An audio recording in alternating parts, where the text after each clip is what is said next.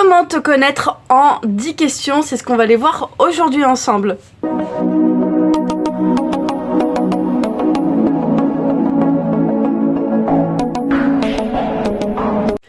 Coucou! Alors, on se retrouve aujourd'hui les phénix pour 10 questions pour se connaître, pour apprendre à se connaître mais profondément. C'est pas se connaître comme ça là en surface. Oui, alors moi j'aime le rose, ouais, moi j'aime bien la corde à sauter, ouais, moi j'aime bien regarder des séries. Non, non. Non, là, plus sérieusement, on va aller creuser, on va aller voir qui vous êtes réellement avec ces 10 questions que je vous invite à vous poser. Et surtout, mais alors surtout, restez vraiment bien à la fin parce que les trois derniers exercices que je vais vous donner, je pense que ça va aller remuer, ça va vous remuer, ça va aller vous piquer. Vraiment, ça va vous permettre de voir qui vous êtes réellement et ce que ça va dire de vous en fait, ces trois derniers exercices. Ça va vraiment révéler qui vous êtes réellement. Allez, c'est... Deuxième exercice, ça serait de citer 4 choses qui peuvent te faire perdre patience. Vraiment, de faire ce travail-là, de te poser et d'écrire sur un papier 4 choses qui peuvent te faire perdre patience. Peut-être que tu vas te dire, mais moi, je suis quelqu'un qui a une patience, mais une grande patience. Je sais attendre, je sais laisser faire les choses. En fait, fais cet exercice vraiment. Va creuser, voir quelles sont les choses qui peuvent vraiment te faire perdre patience. Pourquoi je te pousse à faire cet exercice, c'est que c'est aussi pour te montrer que si tu es quelqu'un de patient, c'est obligé qu'à l'opposé, tu es impatient, impatiente.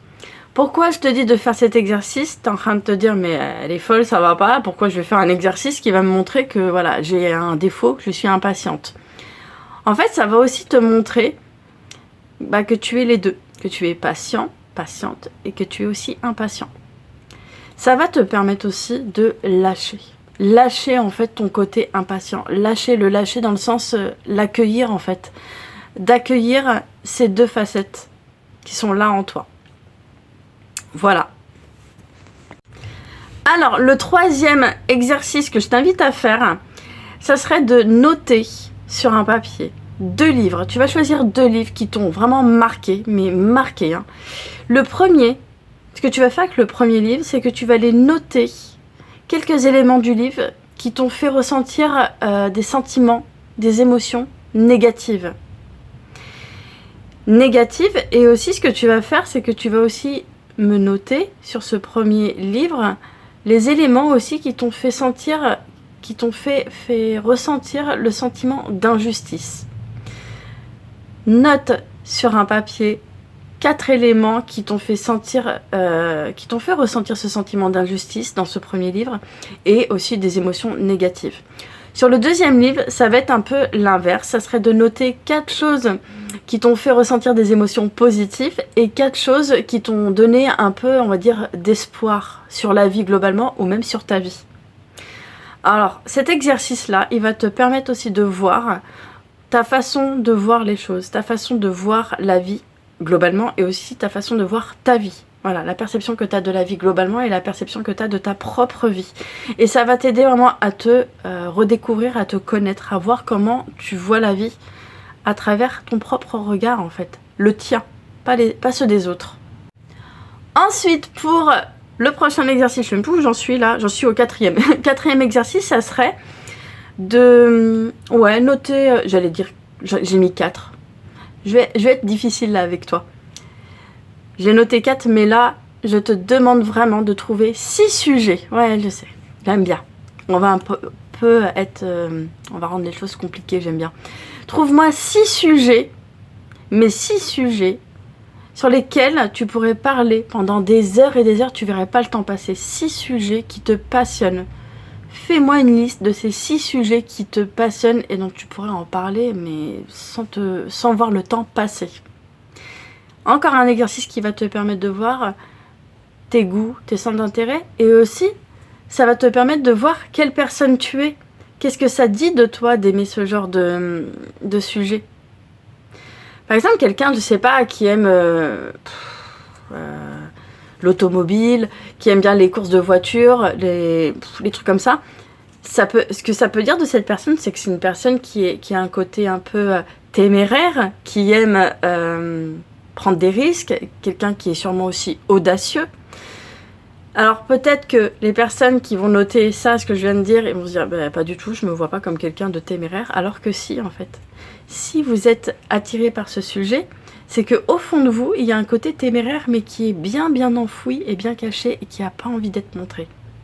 Ou peut-être qui a envie mais qui a peur vous avez peut-être peur de le montrer. Voilà, je vous dis ça comme ça. Ensuite, le 5e exercice. Alors là vraiment cet exercice, vous allez le faire mais sans réfléchir. J'ai même pas envie quand vous allez noter vos idées, ne réfléchissez pas. Notez tout ce qui vous vient en tête. Mais vraiment direct, parce que là je vais vous donner une somme. Et là sans réfléchir, vous allez me dire ce que vous allez faire avec. Si vous aviez 100 000 euros, qu'est-ce que vous feriez avec cette somme? Ne réfléchissez pas et balancez tout ce que vous avez à balancer. Qu'est-ce que vous feriez avec cette somme? Avec 100 000 balles. Voilà. Alors, le 6e exercice, ça serait de me noter. Enfin, de me noter. Vous notez, vous faites cet exercice pour vous. Un ou plusieurs films qui ont marqué, qui vous ont marqué et qui ont changé aussi votre vie ou qui ont changé peut-être la perception que vous avez de la vie. Faites cet exercice, ça va vous permettre de voir qui vous êtes réellement. Alors là, moi, je vais un petit peu me confier, parce que je l'ai fait. Hein. Si je vous demande de faire ça, c'est que je l'ai fait pour moi-même. Et le seul, pourtant il y en a eu beaucoup hein, qui m'ont marqué, mais le seul qui m'a fait changer ma perception de la vie, c'est La vie est belle. Mais ce film, La vie est belle, j'adore ce film. Et vous allez voir, moi j'ai compris que pourquoi j'aime ce film, qu'est-ce que ça dit de moi, c'est que je vois la vie moi comme un jeu. Pour moi la vie c'est un jeu, je m'amuse avec la vie en fait, vraiment c'est un amusement. Peu importe ce qui arrive, c'est un amusement. Et je pense que pour ceux qui ont vu La vie est belle, vous voyez de quoi je veux parler. Voilà, ça parle un peu de la Seconde Guerre mondiale. Alors, 7e exercice, ça serait de noter 3 choses qui vous énervent. Voilà, vous allez noter sur un papier 3 choses qui vous énervent, tout simplement. Qu'est-ce que ça va montrer d'où? Ça va montrer que, en fait, il vous en faut aussi peu pour vous énerver. Parce que peut-être que vous allez vous dire, là, avec cet exercice, mais moi, il m'en faut beaucoup pour m'énerver. Mais quand on creuse bien, je suis sûre qu'il y a au moins 3 choses qui peuvent vous énerver. Moi, je vais le dire honnêtement, maintenant... C'était pas le cas avant, ou peut-être que ça l'a été, hein, mais sauf que maintenant je suis un peu plus réveillée, je vois les choses. Mais par exemple, quand je vois quelqu'un de lent en face de moi, des gens qui sont lents, ouais, ça peut me faire péter un câble, ça peut me faire monter, je monte en fait. Je peux vite bouillir parce que je vois qu'il y a trop de lenteur, faut que ça aille vite, faut que ça aille vite. J'avoue que j'ai une nature un peu, allez, on y va quoi. Après, il y a d'autres choses, mais je sais que c'est quand même la première chose, moi, qui peut m'énerver, de voir de la lenteur. Voilà. Alors, on arrive presque vers la fin. On arrive au croustillant. J'adore les 3 derniers. Franchement, j'ai kiffé. Je me suis dit, il faut que je trouve des mises en situation. Là, c'est des mises en situation. Alors, pour le 8e exercice... ça serait de vous mettre en tête que là, en fait, vous venez de recevoir un article qui est complètement pourri, défectueux, il est mort, il est cassé, l'article que vous avez reçu, peu importe ce que c'est. Et vous allez faire un retour d'article, voilà, au service client. Globalement, normalement, vous devriez recevoir un remboursement. Ce remboursement, là, il tarde. Là, ça va faire peut-être 2-3 semaines que vous l'attendez, ce remboursement. Comment vous allez réagir ? Tout de suite, vous allez noter sur le papier tout de suite comment vous allez réagir, mais sans réfléchir, ne réfléchissez pas. Alors si, non, il n'y a pas de, non, tout de suite. Tout ce que, là, ce qui vous vient en tête tout de suite, comment vous allez réagir. Quelle action vous allez mettre en place? Quand je dis réagir, c'est quelle action vous allez mettre en place pour avoir votre remboursement. Quelle émotion va sortir, va ressortir? Qu'est-ce que vous allez sentir comme émotion et quelle action vous allez mettre en place? Ça va en dire long sur qui vous êtes. Et même si vous voyez au final qu'il y a plein de défauts qui ressortent, dites-vous que dans ces défauts-là, vous avez aussi les extensions de ces défauts. C'est-à-dire que vous avez les qualités opposées à ces défauts-là. Voilà. Alors, 9e exercice, et là je vais vous dire, cet exercice, je l'ai fait en fonction de moi. Forcément, moi, voilà, parce que je l'ai vécu. Et je me suis dit, tiens, on va voir... comment vous allez réagir, parce que pour moi il n'y avait personne, j'étais toute seule, j'ai suivi le truc toute seule, mais en même temps j'ai réussi à me démerder seule tout, hein, vraiment. Comment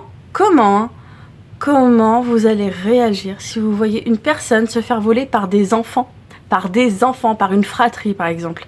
Comment vous allez réagir si vous voyez un adulte, ou même un adolescent, peu importe, se faire voler par une fratrie? Comment vous allez réagir? Tout de suite, sans réfléchir. Qu'est-ce que vous allez ressentir déjà comme émotion et qu'est-ce que vous allez mettre en action? Ou pas, hein? Ou en inaction aussi. Et le dernier, j'allais dire exercice, dernière mise en situation, ça serait de savoir comment vous allez réagir. Et là, je parle beaucoup pour les personnes qui sont comme moi sur les réseaux, qui travaillent sur les réseaux. Comment vous allez réagir si une personne vous attaque, vous critique, mais sur le discours que vous tenez, pas sur vous, pas sur votre apparence, on s'en fout, mais comment vous allez réagir au niveau des émotions, qu'est-ce que vous allez ressentir quand vous allez voir qu'il y a une personne qui va vous attaquer sur le discours que vous allez tenir. Ouais, voilà, vraiment de ressentir qu'est-ce que vous allez sentir comme émotion et qu'est-ce que vous allez faire. Qu'est-ce que vous allez faire et qu'est-ce que vous allez dire. Voilà. Bon bah voilà, vidéo terminée, j'espère en tout cas qu'elle vous aura plu. Si c'est le cas, bah, n'hésitez pas à dire tout ça là en bas dans la partie commentaire. Moi j'adore discuter avec vous, donc vraiment faut pas hésiter. Et si ça vous plaît, mais vraiment, et surtout pour ne pas rater mes vidéos, je vous invite aussi à vous abonner. Voilà, je vous fais plein de bisous et je vous dis ciao ciao.